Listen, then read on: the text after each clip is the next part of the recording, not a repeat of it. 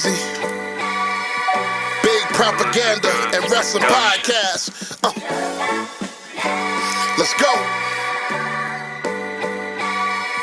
Big propaganda and wrestling podcast. Teasy. Let's get it, y'all. The propaganda. You know, we can make your girl stand up. Listen, it's propaganda now. What's the message? The wrestling podcast coming out of Houston, Texas. From our perspective, we tell the truth in everything we say. And if you truly don't like it, just get out our way. What's the meaning of being great? When you listen to us now, when we break it down, our music profound. If you listen to us, every single guest, if you understand, we here to impress. What's the meaning of being us? It's to tell you the truth. Every podcast now, when we bring it to you, on Spotify Live, you can download it now. If you listen to the legends, know we breaking it down. It's the propaganda and wrestling podcast, all spaz. Now listen to the greatest last when we on. It's the propaganda and wrestling podcast. We do it big. Yeah. Propaganda and wrestling podcast. We do it big. All right, welcome everybody to the Big Propaganda Wrestling Podcast Network. Today we got an awesome show ahead for you all, man. Like, comment, subscribe. We thank you for tuning in. Man, let's just get right to this, man. Right now, I have an all-star cast. I have a lot of stuff going on with these people, and it's amazing to have them in the building. Currently, right here next to me, I have the current and two-time WrestleRave Deathmatch champion, Dimitri Deathmatch Jesus Alexandrov in the building. Thank you guys. Thank you for having me, guys. I really appreciate it. And that's not all. On the couch, we have some wrestling enthusiasts, some of the biggest supporters of wrestling out here in the city right now. We have RJ and Brian for the Fight Forever Wrestling vlog in the building. What's up? What's up, guys? Man, we're so happy to be here. Man, I welcome all you guys for coming through, man. Absolutely. It's amazing. There's a lot of wrestling coaching in the building, dog. I appreciate everything. Good man. energy right Yeah, now. it's good energy, man. Yeah. We're all going to be at the show tonight, so it's just, a little pregame for what's to come. Yeah. So speaking of which, how you feeling about tonight, man? Circle 6, local wrestling. You know, I've been in there with Lowrider. He's already crazy guy. I know that. And fucking Matthew Justice, man. That's a tough guy. That's a tough guy. Even though I'm not too worried about it. I mean, I've taken on some of the craziest guys that come through. Yeah. Just two more guys, man. Just two more crazy guys. It's another day at the office, I guess, in a way. But I ain't dismissing them at all. Heck no. Of course not. And this is going to be is it local rules, man? Local rules. Oh my goodness. Anything goes.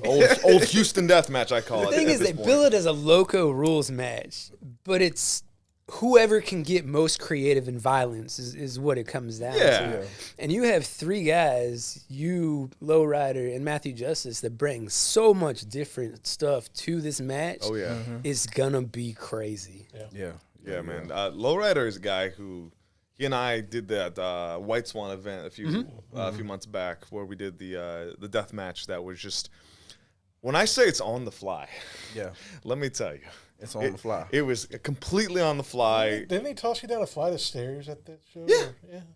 He just said it nonchalantly, Yeah, we just kind of like, I want you to know, we talked a little bit, but then it got just popped up on us in the last second, and we just like, all right, this is all just by the sea of our crotches now. We're just going to go fly around and do what we can. So how comfortable is it facing someone like Lowrider that's just like the ultimate professional, you as well, two big professionals coming together and just kind of making magic?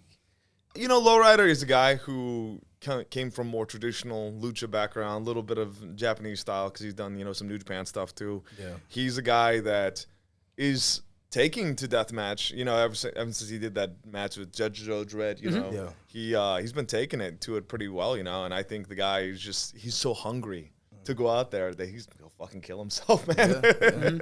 Yeah. Something I want to ask you, what kind of inspired you to get into wrestling, and especially the death matches? What really brought that out you?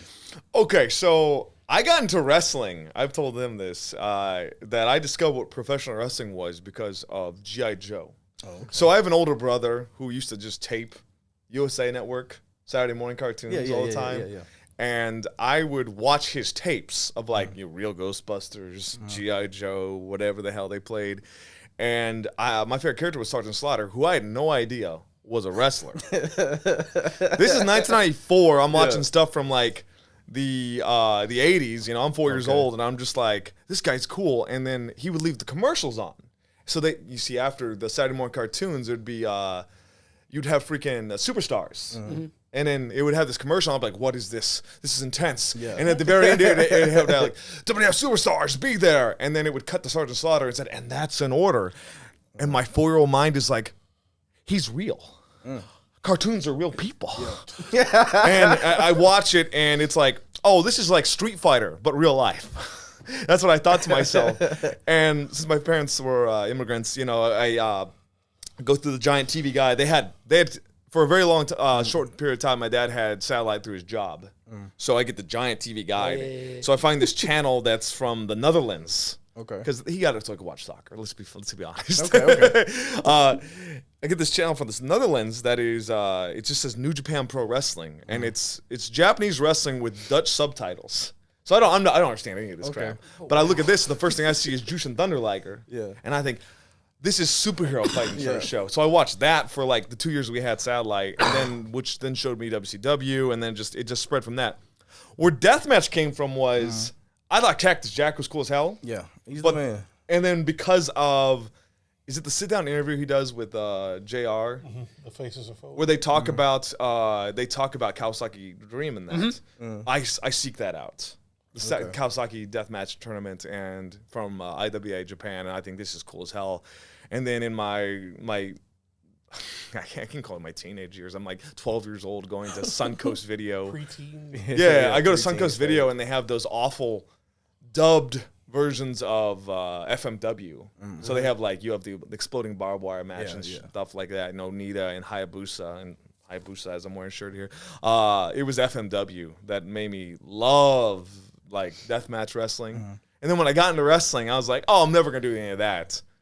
Until 2018, I had I show up to a ACW show, and they're like, hey, man, we need you to wrestle Masada. Are you cool with that? And I'm like, yeah, I'll wrestle Masada. Because the thing is, I had wrestled that night in a BS scramble match to open the show. And I'm not really established in this company. And it's like, hey, you want to wrestle Masada? And I said something that Masada just like, I was like, hey, I mean, I like All Japan Wrestling. He's like, yeah. And all of a sudden, we just start having a hardcore match, and he skewers me, and I'm just bleeding all over. And I'm like, this fucks. This fucks. I don't know. It was just like, I love traditional, like, hard Japanese wrestling, but at the same time, deathmatch, man. I just like, oh, this is fun. Maybe I'll do more hardcore.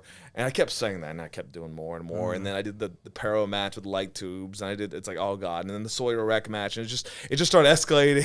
It's like, this is too much fun. I like doing this. Yeah, that's pretty cool, man. Yeah, man. So with Japan, obviously New Japan and Japan wrestling was something that you grew up on. Yeah. What about the culture has inspired you? Because with conversations we've had in the past, you know, Japan is the goal for you. Yes, it is, 100%. What about the culture brings you to want to go to Japan? The respect. They had the respect for it. You know, I think that wherever you look in Japanese wrestling, whether it's death matches, strong style, the women's is amazing. They're incredible. All that stuff. It's just, you see this level of respect, and it's like they love it. And obviously, you've always seen the meme. It's like, in Japan, it's a sport. In Mexico, it's a tradition.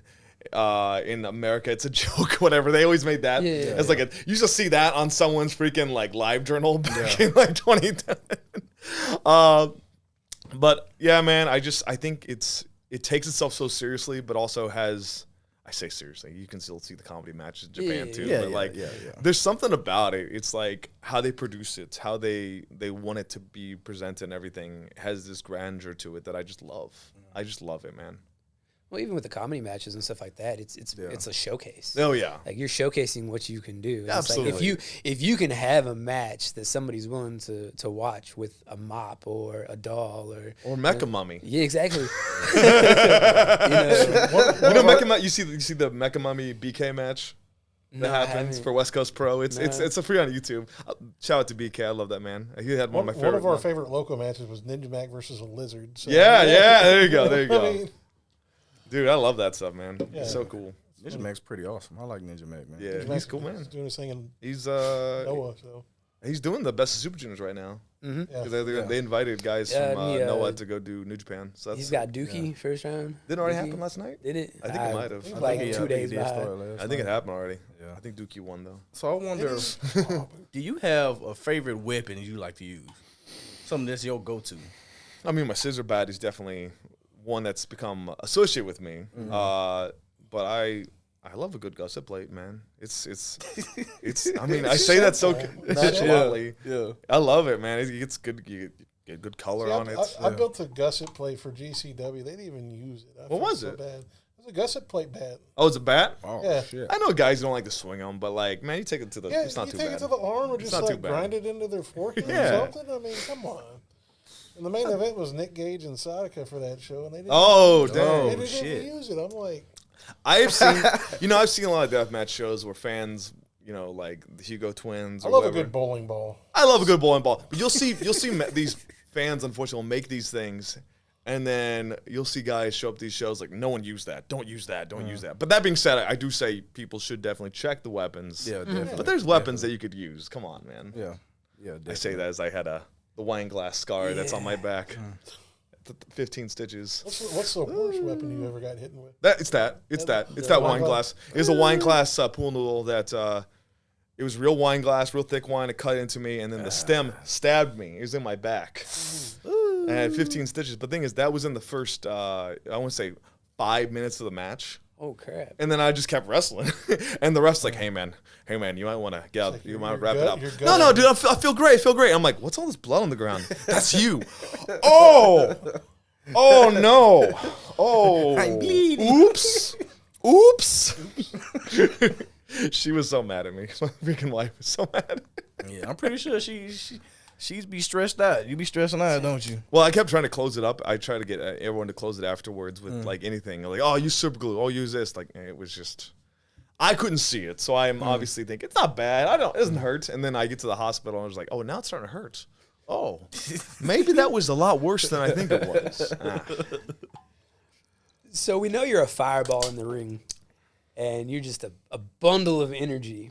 Try to be. It's because I drink too many of these. We'll get there. How do you get prepped to go out that curtain?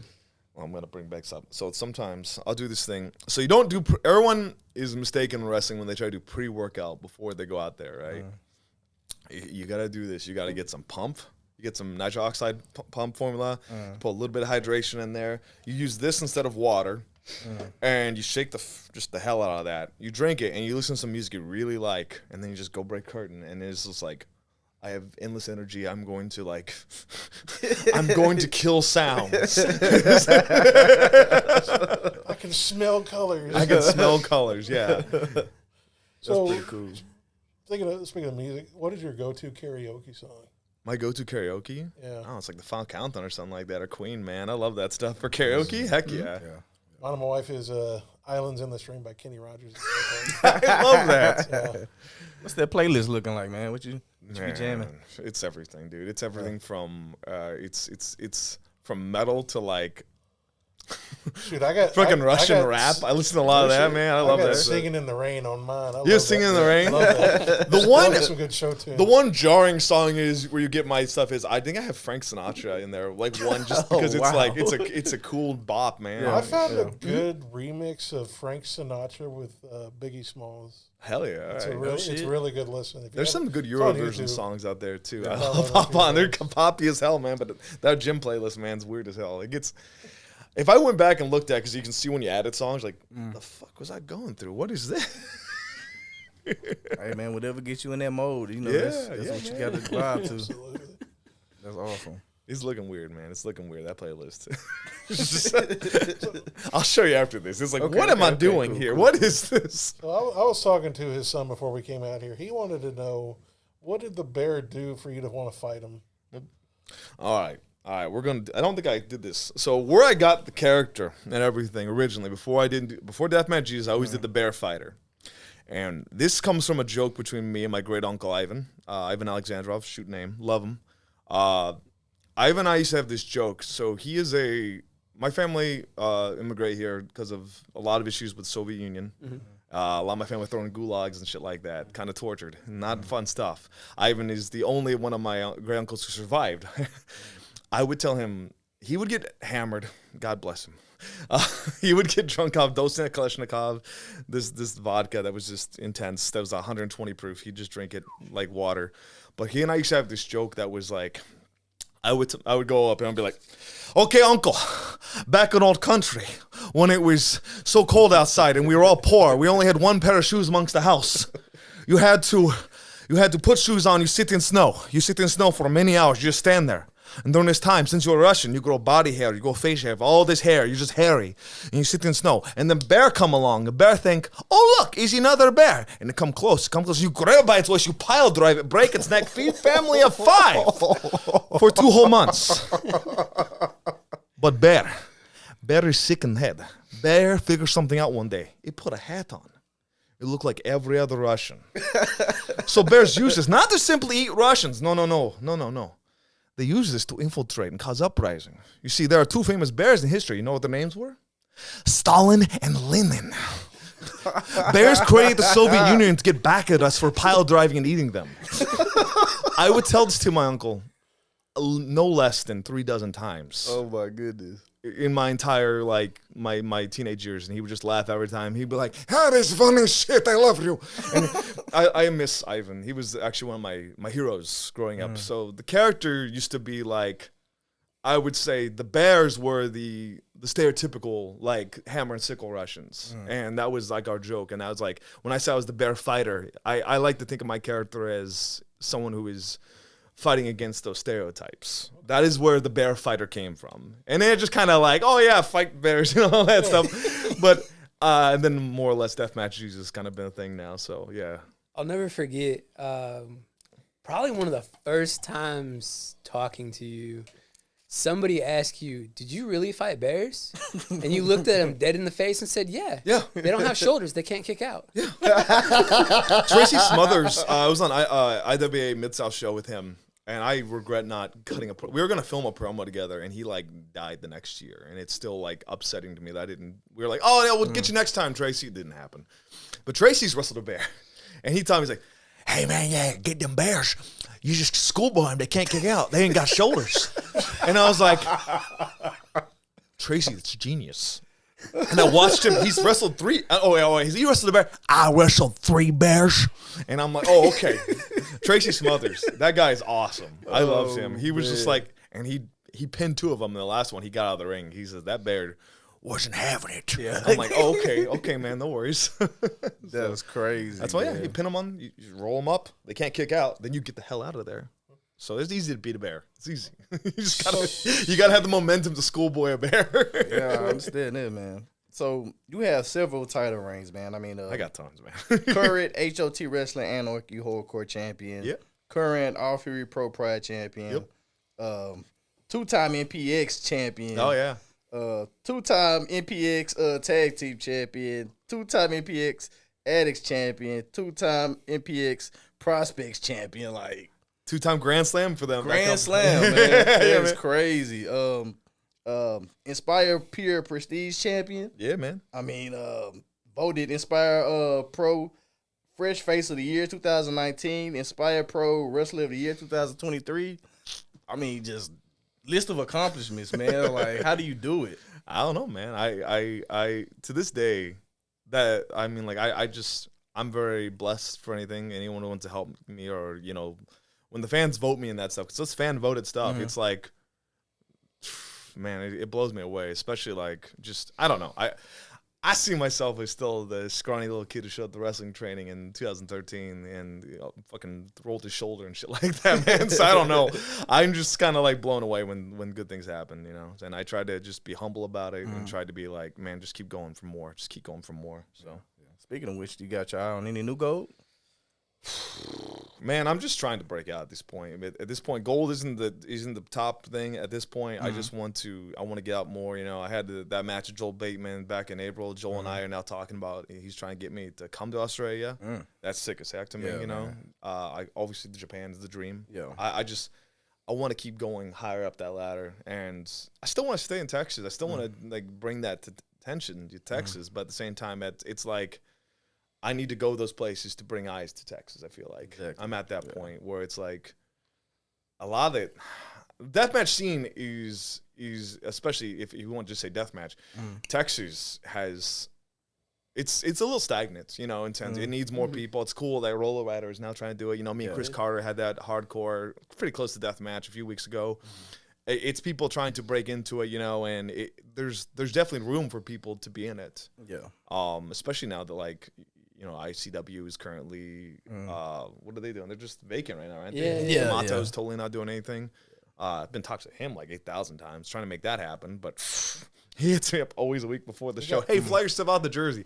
Danny, I don't know if you know this, but flights to Jersey after a week's notice are $500, brother. So, Expensive. I don't know. Texas is it's just right now the goal right now is to get out, but also bring eyes to Texas. Okay. That's what. So you have a matchup that I'm super excited for coming up that I build as absolutely 100% match of the year candidate. Okay. For anybody that watches this, Chris Lyons, Dimitri Alexandrov, Yeah. Matt Pro Wrestling on the 24th. Yeah, man. Yeah. Next Friday. That match right there. Yeah. If anybody wants to watch an incredible match put together by two amazing wrestlers, it's going to be there. Yeah. Do you think that match could be a match that puts more eyes on you and more eyes on Texas? I would like to think so. I think Chris is so underrated. He is incredible. I love Chris. I think he is as a technician. He is barred like people sleep on him way too much, and I think that he is a guy that needs to be out there more. I think he's a guy that he's talked to some promoters I've talked to that are interested in him. Because there's like a few companies, I'll say this, in Chicago. There's one company that's CCW, the John Bullard. John Bullard is the English announcer for Big Japan Wrestling in Japan. Okay. He is doing his own company that is both death matches and like shoot style.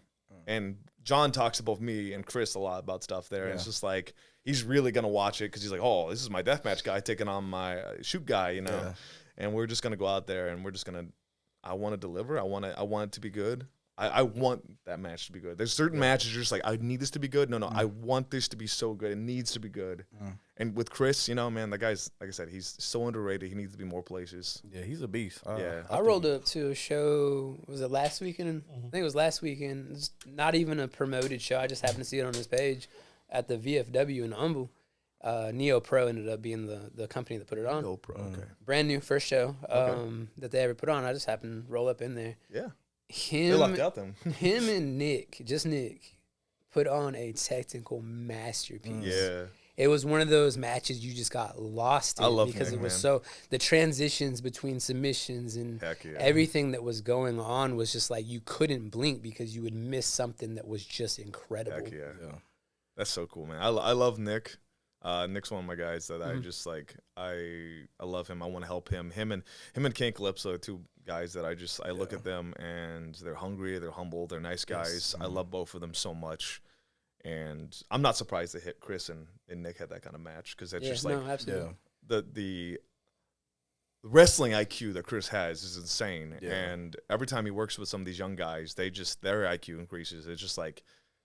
Not just say Chris should work with young guys, that Chris is just a guy that you get better wrestling Chris, no matter who you are. I'll say that. So he helps everyone get better. Yeah. Definitely looking forward to that match. So you said something while we were talking about that match that you're known, that's my death match guy. Does that bother you at all? Because you are what we consider a Swiss Army knife of wrestling. God bless you for that. I love that. So we've seen you wrestle in many different formats, and you excel.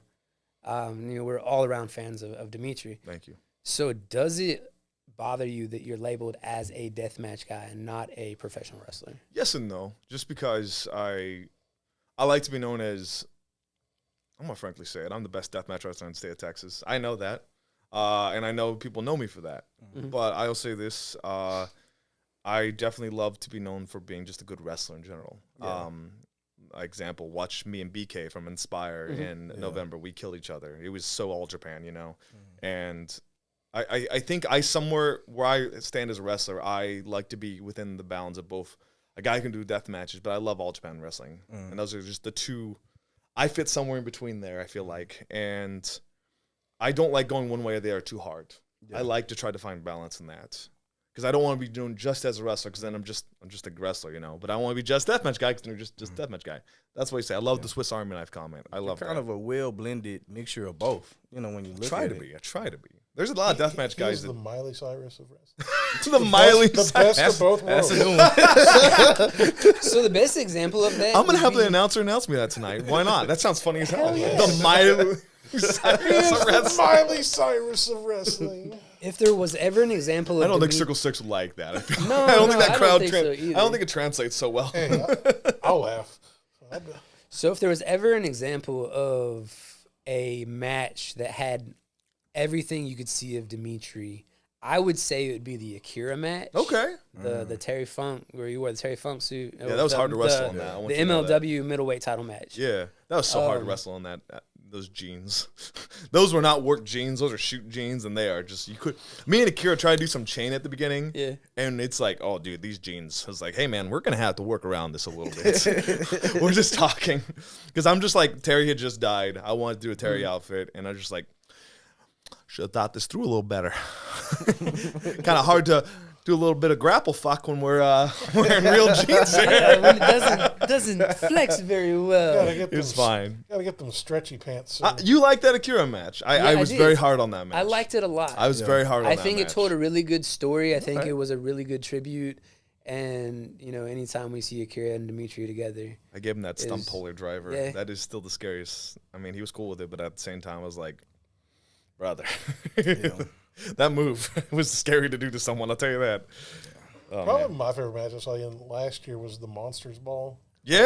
That was crazy. Yeah. Y'all took out the ref in the first two seconds of the match. Yeah. We don't need him. And then y'all just went to brawling all over the building. I think that's my favorite death match from last year. And That match ruled. it got the Fight Forever chant. Yeah. That And was- hey, That's one way to fight forever. Take out the ref.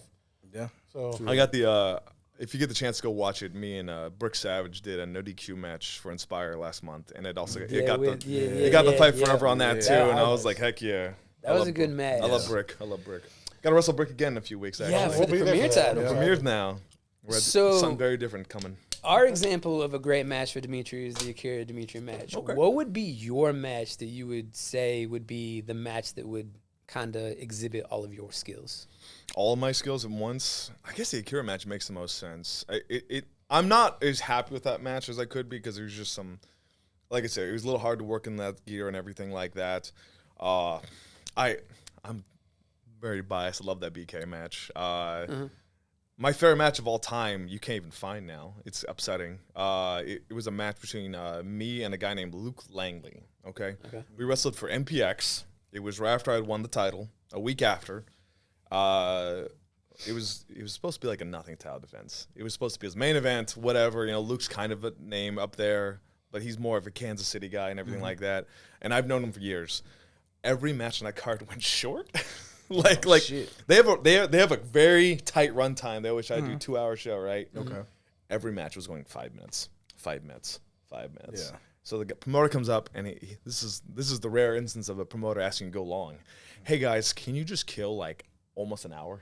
Oh, crap. So it's my longest match I've ever had. It went 48 minutes. With entrances, it's probably like 55. Okay. We killed each other. We killed each other with absolutely everything. There's only clips of it now online. I think it used to be on their old network.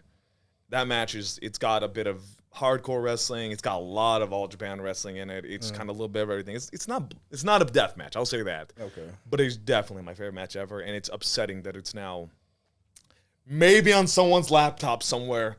And I wish they just put it on YouTube. I don't know. maybe they'll see this video and be like, "Hey, I got that." Yeah, I'd somebody love might to. come to my surface. I actually told this company a while back, like, you guys can just give me that match, and I will work for you guys for a month free. Because like that match is like, maybe I have such like rose-tinted glasses about that match because I haven't watched it back but one time. But that used to be my favorite match of all time, and it might not be anymore for all I know. So I don't know. But the thing is, as a fan or as a worker, like you can look at something differently. Again, Akira, we see it as man, that was a fantastic match. Yeah. You see it as, hey, I had a lot of stuff to work on. Yeah. Which is a sign of somebody being, cognitive about, hey, I want to be the best at what I do. I do. Yeah. Thank you. I really appreciate that. I love that you guys said that about it because longest time I was like, ugh. So what's the thought process you put into like a death match? I know a lot of people look at a death match and just like, oh, they just hitting each other with weapons. It's just blood. But there's also a lot of storytelling in it also. Yes. I hate a death Violence is an art form. Violence It is an is art an form, art form. but I do hate matches that are. I call it not to bury it, but I hate the early CCW death matches that are just bop, bop, bop, Yeah. bop, bop, bop.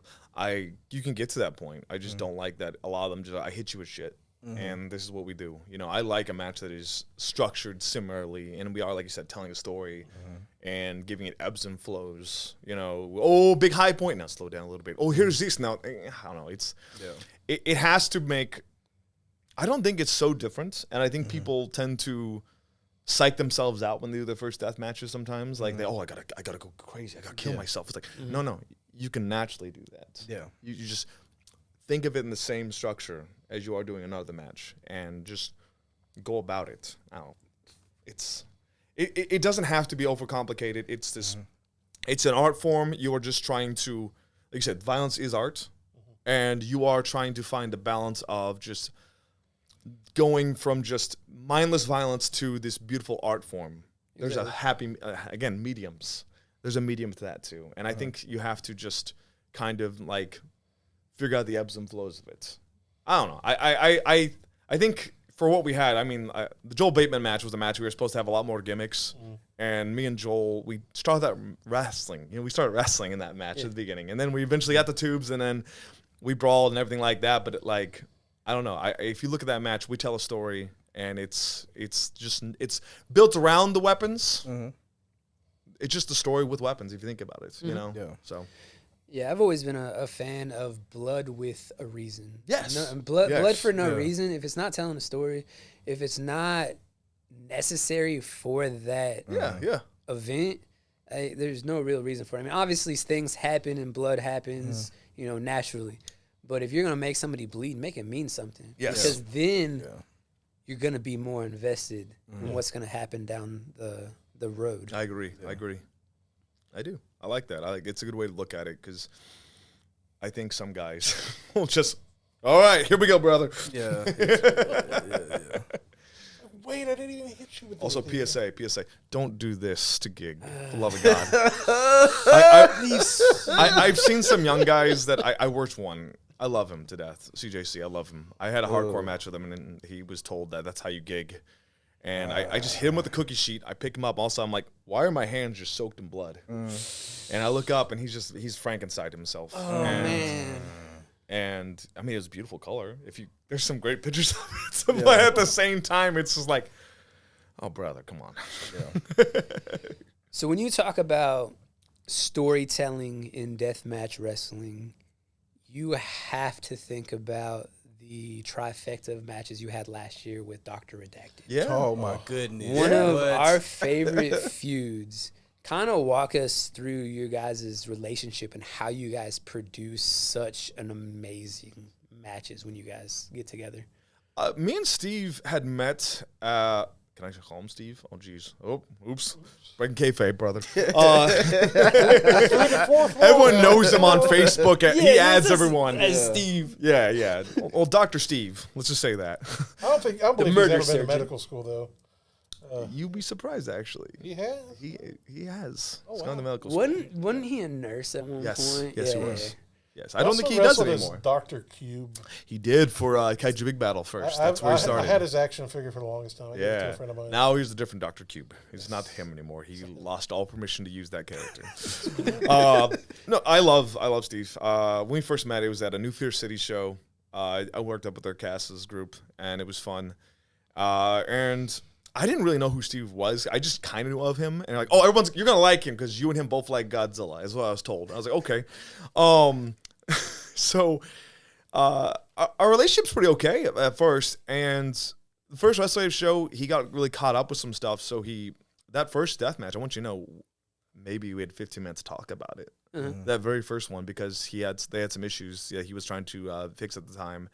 And, at the first I was like, okay, I dropped the belt to him, and then we did Death Triad, and that was pretty fun. Yeah. And ultimately, the final match, I love the final match, not just because I win the title back, but because it felt like me and him had the proper amount of time to talk about the match and to, dictate the direction we were already trying to go into with it. And it was just like, we'd found our sweet spot, because the first time it was chaotic. We just had to hurry and put a match on. The second one's a tournament setting, so it's not like you get a lot of time to talk about that. The last one, it was like, okay, now we're making art here. Now it's just fun. We're doing all the cool stuff here, that Tower of London into the tubes I go face first into, and I come up, I'm like, oh, okay, I can just see glass in my eyes right now. I don't know. I'm glad we got to tell that story, and I thought when we kind of sidetracked me and Locke for a minute there, just because Steve couldn't make some of the summer dates. I think it really helped carry the story too a little bit. And I don't know. I love Steve. Love him to death. I'm sad I don't get to see him today. I was supposed to see him today because of Death Triad. Yeah. I am bummed that I don't get to see him today. We're all a little bummed about Death Triad. It's coming back. We love Wrestle Ray. We're waiting. Yeah. We're ready. It's coming back. We're not ready. Dead. It's not dead. No. We're taking a break. Taking a break, guys. Absolutely. And as a fan, with those 3 matches and stuff like that, each one of the first 2 left us wanting more. And that last one really put kind of a closure on it. Yeah. And it was like, oh my God, that was definitely, I think it was our top 3 rivalry of 2023. Thank you guys. And it was just fantastic. It was like, man, I can't wait for WrestleRave because what's going to happen. And then the Matlock being thrown in there, and everything that happened, man, it was crazy. Miss Matlock, I miss him a lot. Yeah, miss him. R.I.P. No. Oh, wow. Shots fired. He's fine. He's fine. He's Jun Jiu-Jitsu. He's doing great. Man, that's crazy. So who are some of the guys like Dr. Death who you just have great chemistry with in that ring? Oh, man. I know we only got to wrestle once, but me and Sawyer Rack had a lot of... She and I just that was a scary individual. She scares me. Yeah, it's funny. We were going to do a tag team against the Kirks at one point. Yeah. And our tag name was going to be the Tall Fucks. And we were going to both do the Young Bucks thing. We're the exact same height. And we're going to do it like... I don't know. It was the idea we had. It needs to happen. I don't think there's any chance of it now, but... we had good chemistry, I think, that first time. We're just joking. That was the first time I actually saw syringes. Yeah. It's my first time taking syringes. That was uncomfortable. I'm like, yeah. It's a bit uncomfortable. That was fun. I remember that match very well. Even though me and him haven't had a singles match, me and Hoodfoot, every time me and Mo are in there, we just like, I can see him today. It's going to be fun. I just forgot about that until now.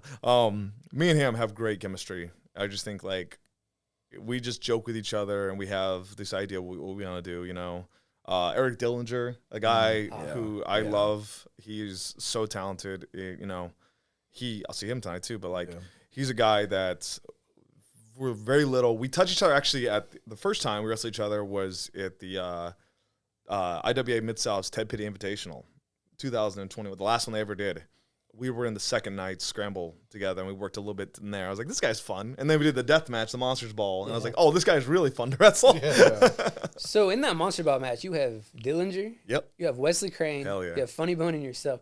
How do you guys put all those personalities into making a conducive match? It flowed so easily. It was great. It was so easy.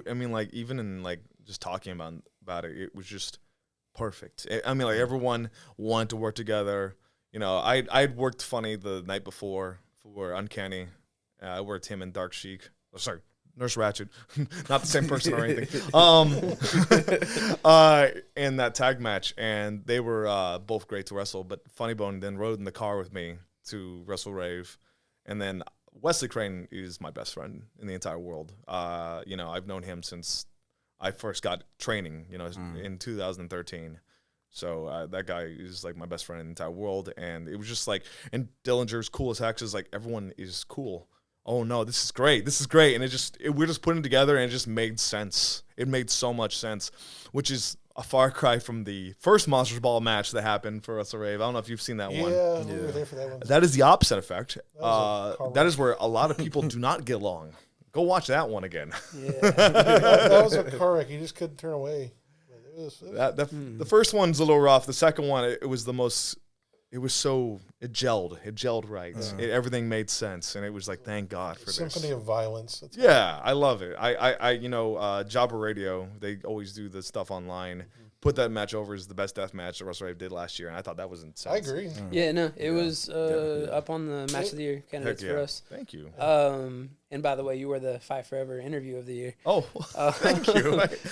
But yeah, We're gonna try to get trophies this year. the thing is, like, with that Monsters Ball match, like, I fell in love with Wesley Crane. Like, he's like now like He's one of my good. favorite deathmatch wrestlers. He was And going to this- be in Death Triad today too. Yeah. And I think Wesley is so underrated. I cannot praise him enough. Even with his other stuff he does, he runs an entire website, Digital Crane Media, and they'll do video editing for people. They'll create designs for people. It's just like he is so multifaceted, and he teaches himself all this stuff by himself. He taught himself how to code. He's taught himself how to like program video games. At the same time, he got his degree in like sports nutrition, all these things, and I love that guy. I just want him to do more things, but he lives in freaking Little Rock, Arkansas. There's nothing there. There's nothing makes it there. hard. Walmart's. Yeah. The guy can do a Phoenix splash in 450s and stuff, but he lives in freaking Little Rock, Arkansas, where I don't know. I hate that. I want him to be more places, and I try. I introduced him to the Irenes. They were like, "Hey, let's get him in." I'm like, "Yes, please." So you've thrown around the term underrated for a few people that you Yeah, I talked have. about. Oops. Who? No. That's great. I think there's a lot of people that if you've only seen them once Yeah. or twice, you may not really get the full grasp of what they're doing. Yeah. Who are some other guys that you consider as underrated peers of yours? Do you want just Texas, or do you want to? Doesn't matter. Okay. In Texas, there are some people. I'll go with myself first. I've always said Kenny and Nick. I love them to death. I think they need more, but I think people are starting to realize that. So underrated might be not the term for them anymore. I already said Chris Lyons. A guy that doesn't get enough love is a guy named Brawler Morrison. I was supposed to wrestle him actually for the Holiday Havoc show, and then his car literally caught fire. Wow. While he was doing a road trip to go work for what's the Detroit deathmatch company? What's the one? Not Horror Slam, the other one. That's going to bother me. It's going to bother me for a minute. We'll come back to it. He was on his way there and his car caught fire, so he missed that show and then he had to miss Wrestle Rave. What's that? So that's a problem. Yeah. I think Chris is very underrated. I've wrestled him multiple times, and he's a guy that just needs a platform to catch himself, catch a break. I think that there are some Texas mainstays. Jeff Gant. I don't know if you guys remember Jeff Yes. Gant. He did some early deathmatch stuff for he, just Wrestle stole, Rave. he just stole a title from Kane Carter. Awesome. I love that. Jeff needs to get out more, not just as a deathmatch wrestler, just as a wrestler in general. He is the perfect little shithead heel. I think he's great. I think there are some guys who I want to get better. Like I want Scott Diacrimosa to get better. I want him to be more places. I think he needs to take care of his knees, though. Love of God. I'll say that. I love him. I love him to death. I just scared about his legs. But he has been like a mainstay of deathmatch wrestling in Texas and just been a guy. It's a scary individual. Yeah, he's a tall motherfucker. He's 6'6". The guy needs to like he needs to be more places too. But I also at the same time Doesn't need to skip leg day though. well, that's not a thing. He just had a lot of leg injuries in the past. ACW killed everyone. That company, I will say this, ACW used to kill everyone. And just like Jeff worked there and everything. They just beat you to death, and it didn't feel like you did anything. Sometimes I hate to say it. So, but those guys need some love. I think definitely. Another one I'd say, I already said his name earlier, Luke Langley, a guy that's up there in the Kansas City area. He's a fantastic person. Maybe not underrated. Another one, Gary J. I just think Gary J needs to be more places. I love Gary J. I've wrestled him twice Every now. time I've seen him, I'm like, dude, I want to see him more. He's one of those guys. Yeah. Guys that are here in Texas, Zeke Rose. That's a guy who I need more Zeke. Zeke. I love Zeke to death. A lot of those APW kids. There's a lot of good ones there. Yeah. There's a lot of good ones there. Lou. I love Lou. I love all the Culture Shock boys. Ethan Hunter. He's going to be great one day. He might be already great. There's just a lot of those guys from that area that need to get more love. I don't know, man. I can keep going on and on. I think you and Lou would be awesome. I've wrestled Lou. You have? I wrestled him in we did a dog collar match for an APW show. It was so last minute, but he's great to wrestle. I love Lou. I love him to death. The guy's great as heck, you know. Yeah, he chopped the shit out of me too. Yeah, you talk about culture shock and you talk about underrated. Danny Orion is one of the most underrated wrestlers in Texas. I don't think it's underrated to say that Dan Orion's good at this point. I think everyone knows it. At least they should. I mean, like I wrestled him. His spot at the Take the Throne, where TLC jumped off the ladder. Yeah, The boy wanted to die. The boy he's so close to that apron. It scared the hell out of me. absolutely. It was crazy. Meanwhile, but watching from the second row, just like, Who was that? Shout out to, was it Danny who took it? I think it was Danny Danny gave on the it. table. Danny Yeah, took it. Is it O'Day? No, O'Day got powerbombed Yeah. through it. I got that pictures. Oh, he got thrown from the Yeah, ring. he got Yeah. he That got was- powerbombed. Is it through Trey Moore? I love the 8th Day too. That's an RTM. Yeah. I don't remember who took it. I think it was though. Danny who took it. I think Yeah, Danny he took did. it. He was Yeah, there. I think Danny took it. Yeah, Danny. Yeah, He you're was right. a trooper for that one. Jesus.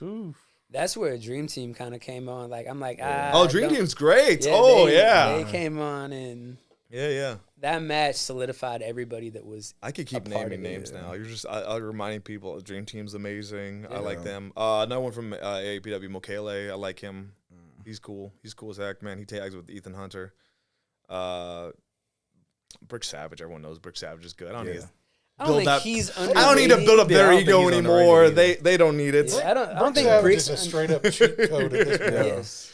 He just has to get that right opportunity. Yeah, it's gonna happen way sooner than we all realize. Yeah, well, I mean, GCW. He's got booked Exactly. GCW. Yeah. That's definitely a launching point. There's right a there. million people I keep naming. Tommy Becker. That's a guy that more people need to know about. From it's DFW guys, they stay in their circle. They need to get out more. I always tell people, do not stay in your own one company. You need to break out. You need to go more places. You need to get in cars, travel, get out there, create relationships with people. Yeah. Because I mean, like you might travel to, in my case, like travel to Indiana for 1 year nonstop doing these weird shows where you get paid gas money, and then you become friends with guys who just broke into the business at that point, like Mance Warner. I've known him since he first started wrestling.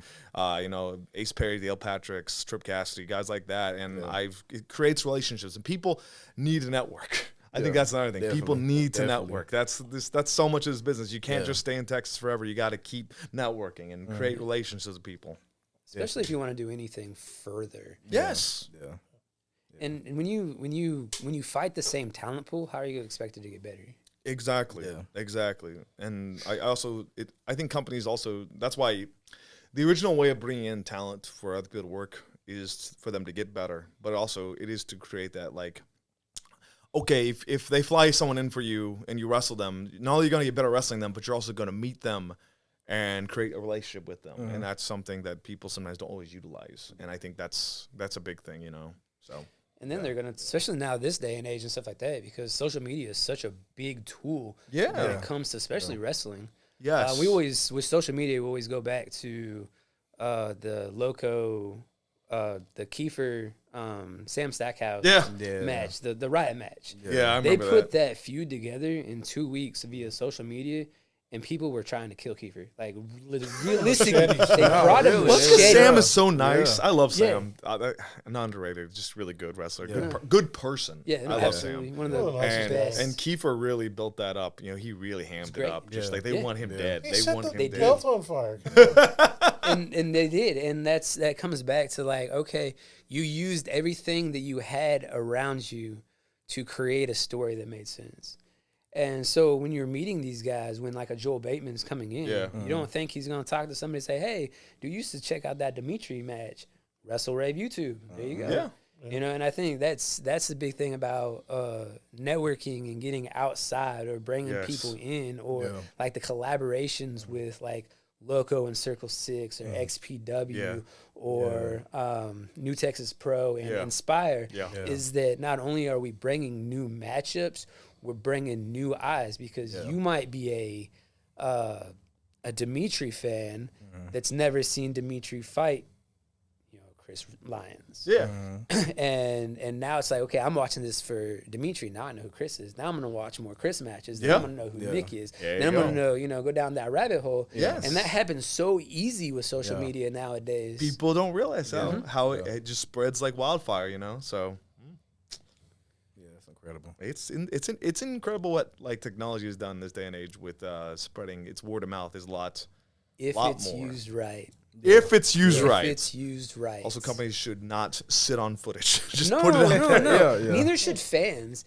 And that's where we started all of our stuff based. So the basis of Fight Forever was a lot of Chris Carter footage.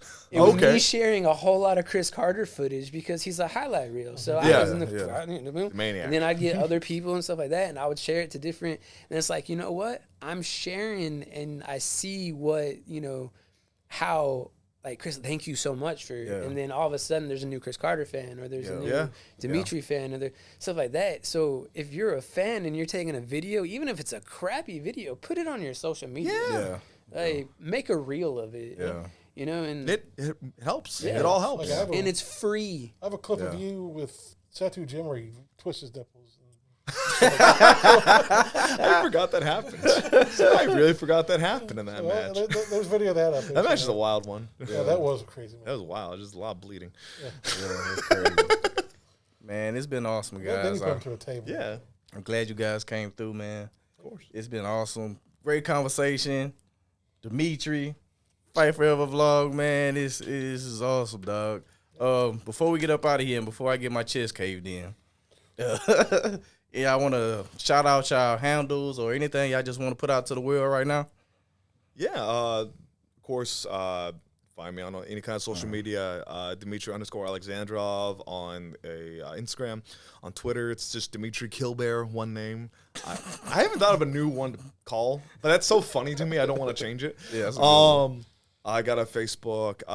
My Big Cartel, I always sell my own merch. I have Pro Wrestling tees, but I prefer to go through me because I'll give you quality product. Pro Wrestling tees, they can be a little weird how they print their fabric, man. I don't know.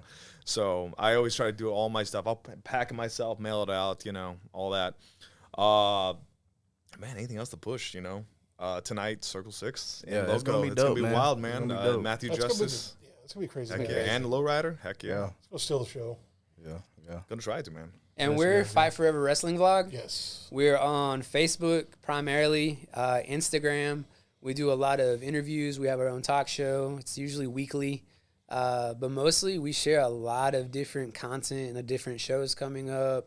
And we kind of try to keep people informed of what's going on, especially in the Houston area.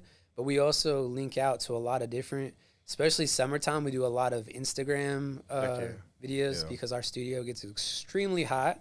So it's easier to go on Instagram. So, and we are on YouTube. We have no videos on YouTube, but we are on YouTube. It's again Fight Forever Wrestling Vlog. Heck yeah. Yeah, man. Kicking that up and There's always that one social media platform. It's like, man, I gotta hit that one more. Or, Yeah. That's like YouTube and TikTok for me. TikTok is the one that she got my MySpace. Trying to bring that back. Love MySpace. It was great. So Instagram was that trouble for us. Who was your 9? Who was your top 9 friends or whatever number? Man. That's how you start beef I kept right it to the there. top You 5. start trouble. That's how you get fights. Yeah, you That's start how- trouble right yeah, there. I like my wife too much. My past 9. I think I have a friend who had one, and it was, of course, the guy, Tom? Tom. It was Tom. Yeah, of course you got That's- Tom. That's how you just. It's the diplomatic answer. You just say Yeah, Tom. Tom. That's it. No one else. That's my guy. Old Tom. So before he gets chopped, yeah. the funnest thing that we found out about Dimitri is that you're a shark expert. I am. I did go to. That is crazy. I did go to college initially for marine biology with an emphasis on sharks. Yes. Oh shit. Yeah. And then I realized that you live in the middle of the country. Marine biology is like lakes, and you're like, well, I went to the University of Oklahoma, and it was like You're gonna do a field trip once a year to the ocean, maybe? I don't know. I just like, and then I changed my major. So, but one of my bucket lists is always to go cage diving with sharks. yeah, I do too. I wanna swim with whale sharks so bad. That's my favorite animal in the whole world. Go to Whale Atlanta, sharks. they have a aquarium. I've been to that aquarium now. I love it. I'm not trying to swim with sharks. Nah, dude, it's cool. It's cool. No, I watch those. What's her name? Ocean Ramsey, and she'll free dive with great whites, Oh, no. and she'll like grab onto it and stuff. You're like, whoa, this girl's awesome. But Caucasian activities right there. Australian activities. That's what that is. No, that's braver than me. Yeah, man. No, man, I love sharks. I love them to death, man. I have useless shark information out the wazoo because I was a shark kid growing up. It was like sharks and professional wrestling. That was what my brain had going You on. have a favorite shark? Favorite type of Whale shark? shark. The whale shark. Whale shark, my favorite animal in the entire world. Even, probably my dog actually, but whale sharks. What kind of dog do you have? He's a pity. He's Me too. he's a pity mixed with I think a little bit of boxer, but he's old as heck. He's almost 14. Love him. Yeah. Hector. That's his name. I got Good two dog. little Shih Tzus. Two Shih Tzus. My parents had a Shih Tzus. Nobody ever sneaks up on me. No, they're loud. The little ones be the faster ones. All right, guys, we're gonna go to commercial break. Hopefully, I'll still be alive when you get back. The king of solar screens. Ballistic Barrier Products. Two companies. One goal, you. For almost 20 years, we have led the industry in providing an American-made product that's not only safe, but dependable. And now Ballistic Barrier has curtains for walls, doors, and windows. A window covering that saves lives and deters active shooters. A shade to prevent more harm to our schools, our churches, our offices, our homes. With its Kevlar core, you can rest assured that safety is in front of you. I'm Zello Smoke, and welcome to Shots and Chops. Oh, fuck! Shit! Woo! One more time! Woo! One more time! Woo! You all right? Welcome to Shots and Chops, everybody. Deathmatch Jesus. Fight forever vlog. We out of here. Fuck. Shit. Oh, shit.